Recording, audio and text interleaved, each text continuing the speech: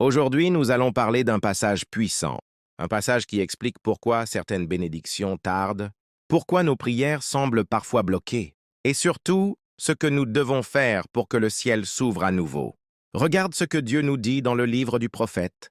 Malachie chapitre 3, versets 7 à 12. Écoute bien, suis jusqu'à la fin, et surtout pose tes questions en commentaire, car cette parole peut transformer ta vie.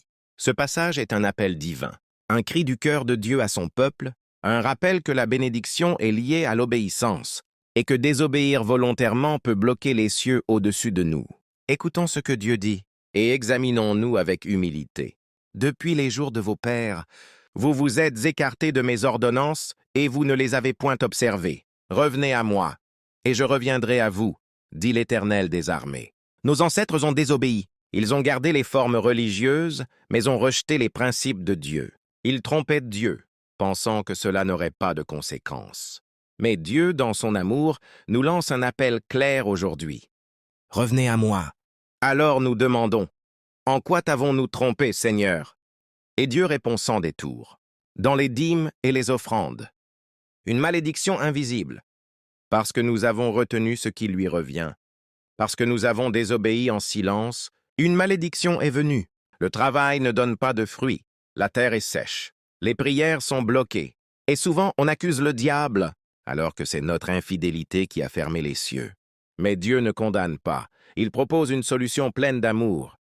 Apportez à la maison du trésor toutes les dîmes, mettez-moi de la sorte à l'épreuve. Dieu dit, testez-moi, essayez, osez me faire confiance. Et que promet-il? Et je vous ouvrirai les écluses des cieux. Je répandrai sur vous la bénédiction en abondance. Il promet de réprimander le dévoreur. Il promet de protéger tes fruits. Il promet que toutes les nations te diront heureux. Ce que nous devons faire aujourd'hui, cesser de jouer à la religion. Offrir à Dieu ce qui lui revient, avec fidélité et foi. Ne pas répéter l'erreur de nos pères. Marcher selon les principes divins, même quand cela coûte. Se souvenir que l'obéissance attire la pluie de bénédiction. Tu veux voir les écluses des cieux s'ouvrir sur ta vie? Commence par obéir. Ce n'est pas une question d'argent, c'est une question de cœur, de confiance, de fidélité. Dieu n'a jamais menti, il accomplit toujours ce qu'il promet.